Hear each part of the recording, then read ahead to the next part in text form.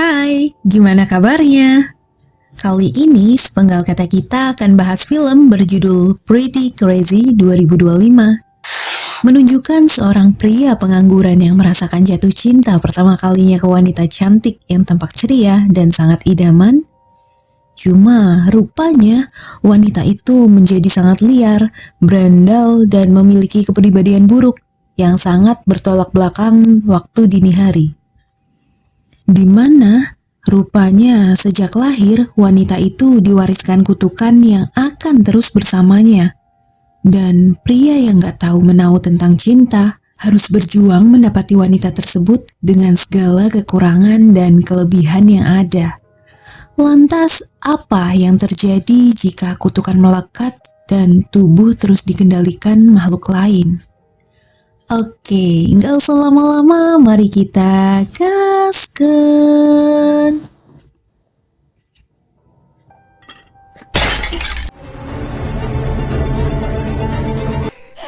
이거 안 풀어?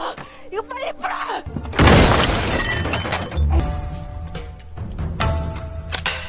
야! 빨리!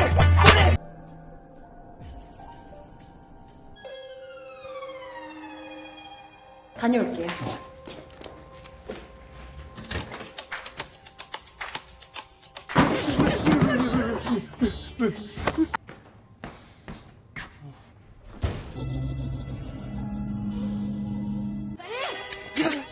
아유 또 왜 그래?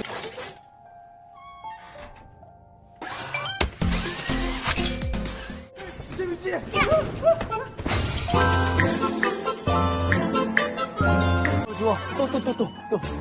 좋아 또 좋아. 문양이야.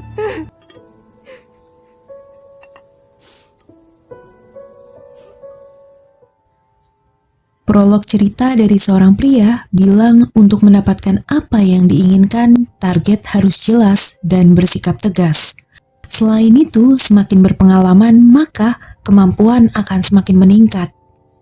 Sebenarnya sesederhana itu, tapi untuk menerapkan di kehidupan tidak mudah. Pria itu juga bingung dari mana salahnya dan harus mulai bagaimana. Setiap harinya pria itu dihantui pikiran yang sama. Kenalkan, pria itu Gilgo, di mana ia selalu menyalahkan dirinya sendiri. Esok harinya ada yang baru pindahan, tepat di bawah apartemen Gilgo. Di sana ada teman juga yang turut melihat proses pindahan itu. Lanjut, karena kehabisan stok susu, Gilgo mau membelinya. Waktu jalan ia juga lihat toko roti yang akan segera buka. Berbenah rumah yang kotor, Gilgo gak sengaja menjatuhkan bantal lehernya. Mendapati bantal lehernya kembali, ia lihat ada Senji yang bikin hatinya berdebar. Ia juga cerita ke temannya, cuma si teman bingung. Gilgo lihat wanita cantik, bukannya diajak ngobrol, malah pilih pergi bersamanya. Dan sepulangnya dari makan juga main, dalam setengah sadarnya, Gilgo masuk lift, tanpa menekan mau ke lantai berapa. Sampai lift bergerak sendirinya ke lantai 13, munculnya Senji dengan tampilan nyentrik serta serangan yang ada bikin kaget. Dan Gilgo gak sengaja buat Senji terpental. Toko roti dekat apartemen mulai dibuka. Arah yang baru datang melayani Gilgo. Ia baru tahu kalau Gilgo tetangga tepat di atas apartemen mereka.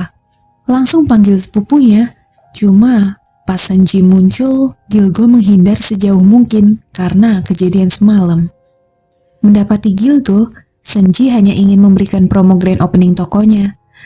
Setelah itu, Gilgo cuma terdiam sampai jam 2 dini hari, ia lihat Senji seorang diri. Menghabiskan persediaan susu yang ada dan ingin menemui Senji, tapi teriakan dari arah lain terdengar. Gilgo langsung memisahkan Senji dengan pria yang terlihat berumur, mengira kalau Senji dalam bahaya. Rupanya pria itu adalah ayah Senji. Gilgo sangat menyesal dan tidak bermaksud apapun.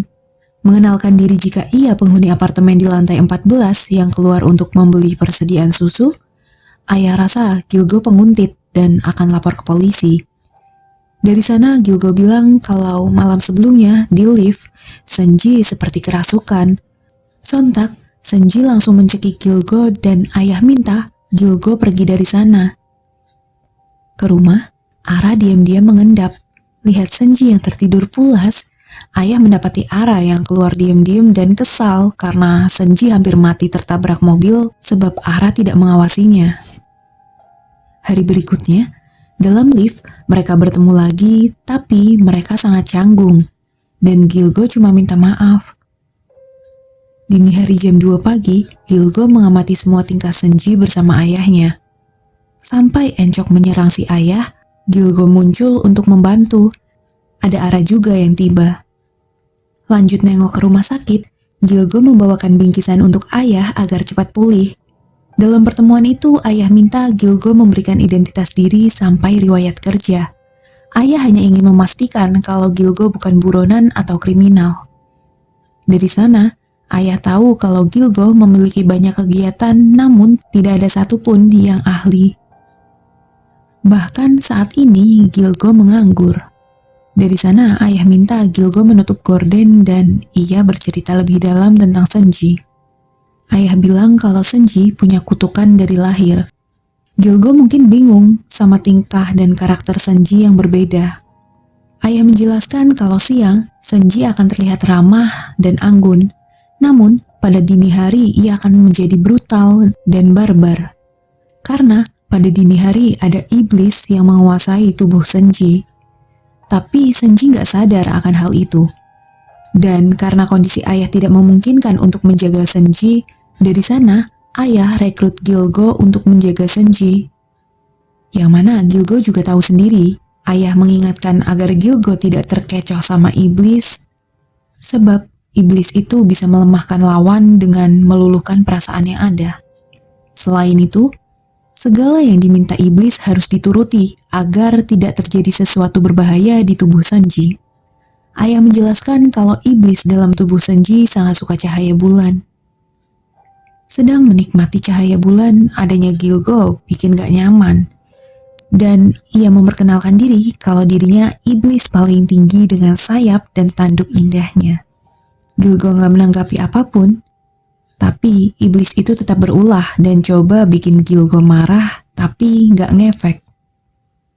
Lanjut kerja di toko, Ara kasih tahu kalau Senji gak akan ingat apapun. Namun, iblis bisa lihat semua hal dan mengingatnya. Ara mengandalkan Gilgo untuk menjaga Senji. Malam harinya, iblis masih meledek Gilgo. Bahkan, iblis menyebutkan kalau dirinya sangat cinta serta merayu Gilgo. Ingat ucapan ayah, Gilgo menolak mentah-mentah. Lanjut ke supermarket, iblis minta ke kasir untuk menjual white chiffon aja. Senji juga menikmati white chiffon itu, yang mana ada wanita muda. Ia tampak kesal. Tapi iblis sengaja meledeknya dan bikin wanita muda itu kesal lalu pergi. Gilgo mulai penasaran kenapa iblis ada di tubuh Senji. Lalu iblis menyebutkan kalau nenek moyang Senji bikin kesalahan fatal yang gak bisa dimaafkan. Ia akan terus ada bersama Senji sampai kapanpun, lalu mengancam semua keinginannya harus dituruti, kalau enggak iblis akan berbuat apapun serta merusak tubuh Senji. Menyatu dengan kepribadian ganda yang dilihat dari tubuh Senji, yang mana waktu siang hari ia membantu di toko, sedangkan dini hari Gilgo menemani iblis keluar rumah. Mulai dari main ayunan, kejar-kejaran, semua aktivitas itu tetap dipantau dari ponsel ayah. Bahkan iblis ngerengek untuk mendapatkan white chiffon yang sebenarnya itu sengaja disimpan untuk wanita muda. Hari yang terus berjalan tetap diawasi Ara sama ayah. Gilgo mulai terbiasa dengan tingkah iblis yang aneh, yang mana Ara cerita kalau dulu ia sama ayah juga udah coba untuk mengusir iblis tapi gak guna. Iblis tetap ada di tubuh Senji sampai ia mau keluar dengan sendirinya. Ara juga cerita kalau pernah taruhan dan iblis kalah. Dari sana, iblis mengurangi waktu untuk menggunakan raga Senji. Ke mesin capit, Gilgo ajak taruhan dan minta iblis memilih boneka yang disuka Gilgo akan berusaha dalam 3 kali kesempatan. Kalau ia berhasil mendapatkan boneka itu, Gilgo mau iblis kasih tahu gimana caranya agar Senjin terbebas. Setuju dengan tawaran itu, ia bersuara kalau Gilgo yang gagal, iblis mau melipat gandakan waktu untuk menggunakan raga Senji. Permainan dimulai dan Gilgo mendapatkan boneka yang iblis mau. Iblis hanya menyebutkan ia akan keluar dari tubuh Senji dengan sendirinya kalau Gilgo bisa menyebutkan namanya sebanyak 3 kali. Coba mencari tahu dari internet, dan setelahnya ia mengantar Senji ke supplier rotinya. Cuma karena bawaan Gilgo terlalu banyak, ia menabrak pria lain. Dan saat pria itu ingin menyentuh Senji, Gilgo langsung minta maaf dan ia bilang gak sengaja menabrak. Mereka lanjut nongkrong. Lihat Senji yang suka mencoko, Gilgo buka obrolan kalau ia kenal orang yang sangat membenci rasa itu. Obrolan berlanjut kalau Senji selalu mimpi hal yang sama dan ia rasa ada seekor anjing yang selalu menjaganya. Mendengar hal itu, Gilgo cuma diam dan merenung. Waktu dini hari di tepi sungai, tim SAR terlihat iblis juga menghilang. Yang mana malam itu ada seorang pria yang ingin mengakhiri hidup. Coba dicegah, tapi pria itu ingin melanjutkan aksinya. Dan munculnya iblis bikin pria itu terharu. Cuma siapa sangka, iblis yang ada dalam tubuh Senji minta pria itu segera turun dan mengakhiri hidupnya. Gilgo berusaha menghentikan, cuma kegilaan iblis bawa tubuh Senji terjun ke sungai. Gilgo mengikutinya, tapi ia nggak bisa renang dan diselamatkan tim SAR. Sedangkan iblis bawa tubuh Senji menyeberangi sungai dengan gaya kupu-kupu yang sangat sempurna. Sontak, aksi itu langsung jadi trending topik berita dan pria yang mau bunuh diri menggagalkan aksinya sendiri. Esoknya, ayah sangat kesal karena Gilgo membiarkan anaknya terjun ke sungai. Yang mana ayah udah berusaha mencegah karena sedari kecil Senji ini suka air dan ia juara renang yang jadi perbincangan. Tapi kalau iblis yang mengendalikan Senji, ayah takut anaknya berakhir. Senji datang, ia mau mengantar ayahnya berobat. Dan Ara bilang, mulai dari toko roti, semuanya itu adalah impian Senji.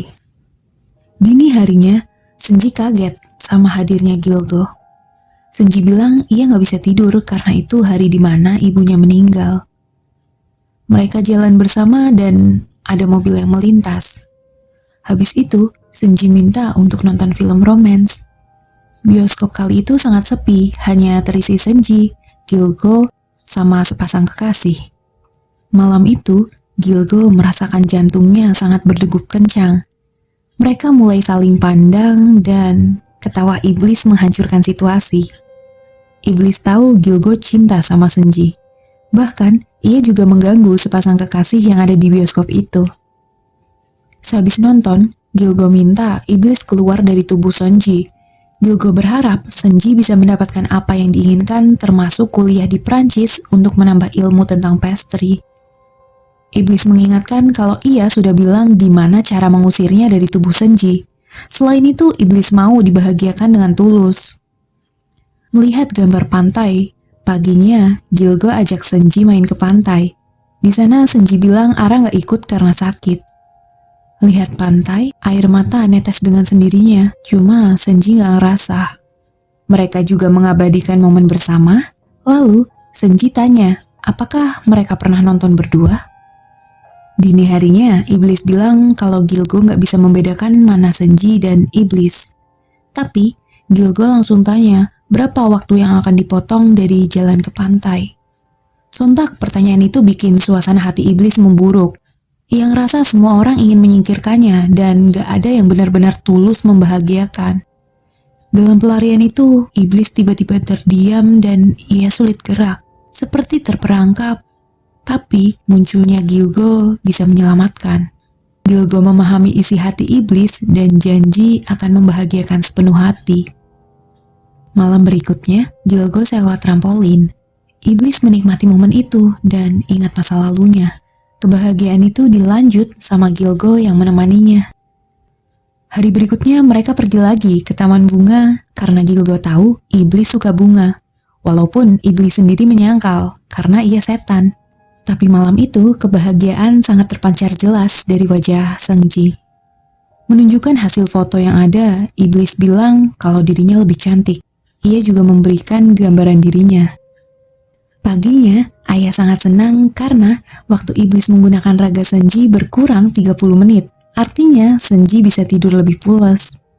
Lanjut, mereka ke tempat hiburan malam bersama Ara dan teman. Cuma, Seungji ini hilang-hilangan. Iblis itu selalu eksplor tempat dan Gilgo mendapati Seungji yang ditahan pria. Langsung mengaku sebagai pacarnya, Seungji dilepaskan. Esoknya, Seungji lihat Ara dan teman sangat akrab, dan Seungji ngerasa iri karena ia nggak bisa seperti itu. Pelanggan datang, itu pria yang semalam di klub. Untuk mempermudah, kita panggil aja Lex ya. Di sana, Lex cuma beli permen, dan lanjut ajak Gilgo ngobrol di luar. Dalam perbincangan itu, Lex menyebutkan akan menyingkirkan makhluk yang menempel pada tubuh Seungji. Karena dalam beberapa hari terakhir, Lex sudah mengikuti dan ia akan bantu memusnahkan. Setelahnya iblis bilang kalau Lex pasti ingin menyingkirkannya, dan ia mengingatkan sudah banyak orang yang berusaha menyingkirkannya, tapi gagal. Paginya, waktu mau berangkat, Gilgo minta Seungji menghubunginya agar ia menjemput. Malam itu, ayah juga menyebutkan kalau segala cara sudah diupayakan, termasuk dengan pengusiran setan. Tapi metode usir setan itu hanyalah penipuan yang bikin iblis makin marah serta mengacaukan Seungji. Ayah harap kali ini Gilgo nggak bikin kesalahan. Di halte, ada seorang wanita dengan tangan terluka minta bantuan untuk tali sepatunya diikatkan. Seungji yang murah hati langsung membantu dan ia mendapatkan imbalan permen. Waktu di bis, ia menikmati permen itu dan tertidur, lalu seorang pria mendekatinya. Dalam obrolan itu, Gilgo juga lihat bulan sabit. Ia teringat akan ucapan iblis kalau bulan sabit datang. Iblis sangat lemah dan gak bertenaga. Seungji juga gak bisa dihubungi. Lihat lokasi di ponsel ayah yang lumayan jauh, Gilgo langsung menancapkan gas. Sekarang, Seungji dalam kondisi terikat yang mana Lex sudah mempersiapkan segalanya dengan susah payah. Cuma waktu menggunakan kacamata, ia kesal karena tertipu arwah gentayangan. Gilgo yang tiba masih cari keberadaan Seungji. Pengusiran setan juga berlangsung bertepatan dengan Gilgo yang muncul. Ingin melanjutkan ritual itu, tapi Gilgo melawan dan gak mau Seungji terluka. Kacamata dilepas, dengan kemampuan yang gak seberapa, Gilgo coba terus melawan sampai Lex benar-benar jatuh. Di keadaan yang lemah, mereka pergi. Dan bisa kita lihat dalam kacamata, sosok yang ada dalam tubuh Seungji hanyalah sosok biasa. Di perjalanan pulang, iblis bersuara kalau ia mati di saat wabah dan kekeringan melanda. Sudah bersih keras bertahan hidup, tapi ayah dan adiknya mati. Iblis yang hanya rakyat biasa terpaksa dijadikan tumbal agar desa itu gak kekeringan lagi dan wabah menghilang. Gak ada yang peduli dengan kematiannya.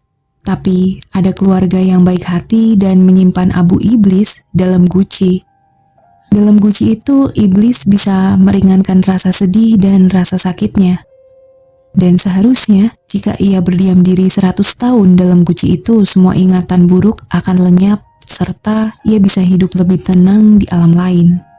Tapi sayangnya, nenek Seungji menemukan guci itu, waktu iblis baru berdiam diri selama 50 tahun. Dijadikan sebagai tempat menyimpan kimchi dan menguburnya kembali. Dari sana, iblis gak punya tempat dan merasuki tubuh ibunya Seungji. Yang mana, saat itu ibu Seungji sedang mengandung. Hari-harinya dipenuhi dengan amarah dan iblis terjebak dalam raga Seungji. Iblis juga bersuara kalau Lex memang ingin menghancurkannya. Dari dulu, ia selalu minta pindah tempat karena gak mau ketahuan oleh siapapun. Dari sana, iblis mau terlihat kuat, ia jadi berbuat seenaknya agar terlihat jahat dan gak ada yang berani mendekati untuk mengusir dari tubuh Seungji. Meskipun begitu, iblis sangat senang berada di keluarga Seungji. Cuma, kebahagiaan itu gak berlangsung lama, karena ibu Seungji mati, bahkan sebelum mati, ibu berusaha ngajak iblis untuk pergi bersamanya. Iblis sebenarnya mau ikut, tapi ia harus menjalani sisa waktu yang ada. Di mana dalam bulan purnama ke-1000, iblis akan lenyap dengan sendirinya dari dunia itu. Gilgo bertanya apakah ada cara lain agar iblis bisa pergi lebih damai, dan iblis menyebutkan udah gak ada cara lagi, karena satu-satunya cara adalah ia berada dalam guci yang tersegel rapat selama 50 tahun ke depan agar bisa melupakan semua amarah dan pergi ke keabadian yang sesungguhnya dengan tenang. Tapi iblis bilang ketika bulan purnama ke-1000 tiba, ia akan lenyap dan Senji menjadi normal.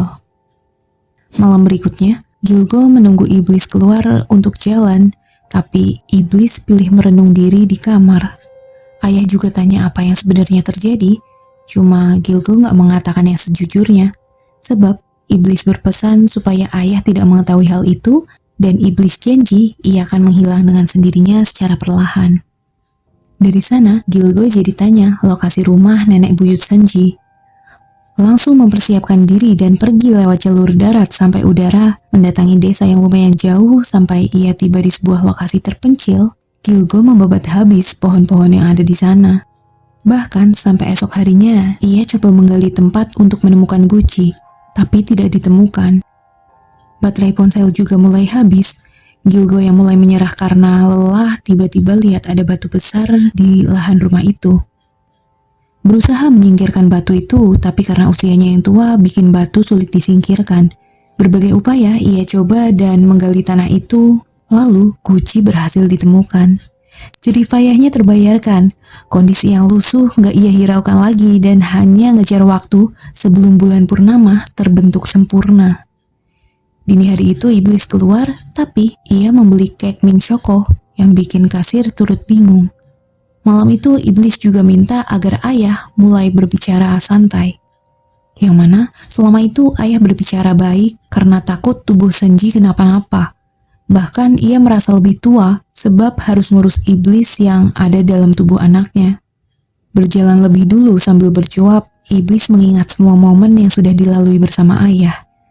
Ia berterima kasih ke ayah yang mau terus merawat dan sabar kepadanya. Lalu bertanya keberadaan Gilgo. Ayah sendiri gak tahu karena ponselnya gak bisa dihubungi. Setibanya, langsung bawa Senji pergi. Gilgo ajak iblis ke taman kesukaannya dan minta agar iblis masuk ke guci itu serta menghabiskan waktu 50 tahun ke depan agar iblis bisa lebih tenang di alam lain. Ia janji akan menjaga guci itu selama 50 tahun atau lebih.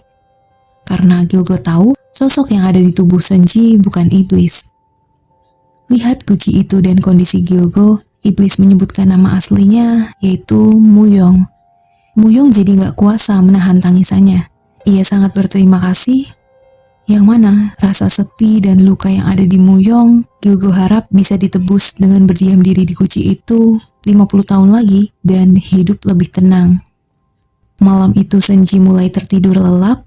Ayah dan Ara senang dan gak lama Senji lanjut kuliah ke Perancis untuk memahami lebih dalam tentang dunia pastry. Setelahnya, Ara punya toko sendiri. Ayah juga menjual toko rotinya dan menikmati hari-hari untuk mendaki. Sedangkan Gilgo, kini ia fokus bekerja sesuai dengan kemampuannya. Kembali ke Korea, Senji ingin menemui Gilgo. Mengingat beragam momen indah yang pernah terbangun bersama, ia mulai menghubungi Gilgo. Yang mana Gilgo ada di apartemen bersama dengan Muyong yang tersegel rapat dalam guci itu. Nah, gimana? Cinta itu memang gila, bukan?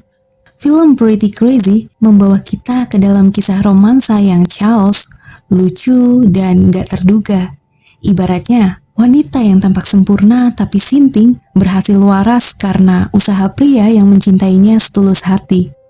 Pokoknya, kalau nonton ini, siap-siap ngakak sambil baper deh. Anyway, gimana film ini menurut kalian? Jangan lupa nonton full filmnya ya, pasti lebih seru. Sampai jumpa di video berikutnya. Terima kasih sudah mampir. Bye-bye, salam sepenggal kata kita. Bye!